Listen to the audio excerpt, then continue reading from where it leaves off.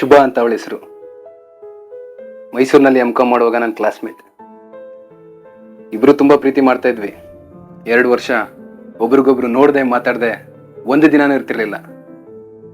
ಹಾಗಿದ್ರು ಕೂಡ ದಿನ ಒಂದೊಂದು ಪ್ರೇಮ ಪತ್ರ ಬರೀತಾ ಇದ್ವಿ. ಈಗಲೂ 100 ಪತ್ರ ಇದ್ದಾವೆ.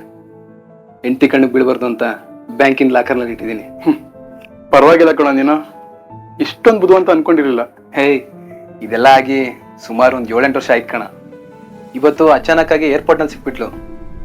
ನಾನು ತಬ್ಬಿಬ್ಬಾಗೋದೆ. ಮತ್ತೆ ಅವಳು ನನ್ನ ಜೀವನದಾಗ ಸಿಗ್ತಾಳೆ ಅಂತ ಅನ್ಕೊಂಡಿರ್ಲಿಲ್ಲ. ಇರ್ಲಿ ಬಿಡು. ನಮ್ಮ ತಂದೆ ತಾಯಿ ಬಗ್ಗೆ ನಿನಗೆ ಚೆನ್ನಾಗಿ ಗೊತ್ತಲ್ಲ.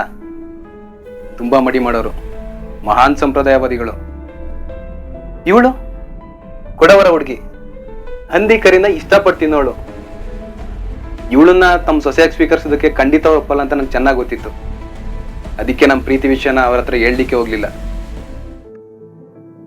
ಮನೆ ಬಿಟ್ಟು ಹೋಗಿ ಮದುವೆ ಮಾಡ್ಕೊಳ್ಳೋಣ ಅಂತ ಬಲವಂತ ಮಾಡಿದ್ಲು. ನಂಗೆ ಧೈರ್ಯನೇ ಸಲ್ಲಿಲ್ಲ. ಯಾಕಂದ್ರೆ ನಂಗೆ ಇನ್ನೂ ಕೆಲಸನ ಸಿಕ್ಕಿರ್ಲಿಲ್ವಲ್ಲ. ಅಲ್ಲಿವರೆಗೂ ನಾವು ಸುತ್ತಿದಿರೋ ಜಾಗಗಳಿಲ್ಲ, ನೋಡ್ದೇ ಇರೋ ಸಿನಿಮಾಗಳಿಲ್ಲ, ಆಡ್ದೇ ಇರೋ ಮಾತುಗಳಿಲ್ಲ.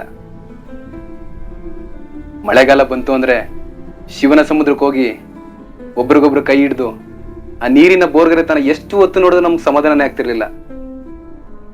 ಆ ಜಲಪಾತ ನೋಡ್ತಾ ನಮ್ಮ ಮುಂದಿನ ಜೀವನದ ಕನ್ಸು ಕಾಣ್ತಿದ್ವಿ. ಅಂತ ಒಂದು ಪ್ರೀತಿ ಒಂದೇ ಸಲ ನಿಂತೋಗ್ಬಿಟ್ರೆ ಹೇಗಾಗ್ಬೇಕು ಹೇಳು.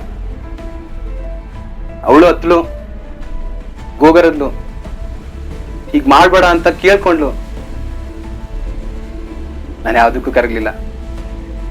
ಕೊನೆಗೆ ಅವಳು ಬೇಸತ್ತು ಬೇರೆ ಯಾರನ್ನ ಮದುವೆ ಮಾಡ್ಕೊಂಡು ಹೊರಟೋದ್ಲು. ನಾನು ನಮ್ಮ ತಂದೆ ತಾಯಿ ತೋರಿಸಿದ ಹುಡುಗಿನ ಇಷ್ಟ ಇಲ್ಲದೆ ಇದ್ರು ಮದುವೆ ಆದೆ.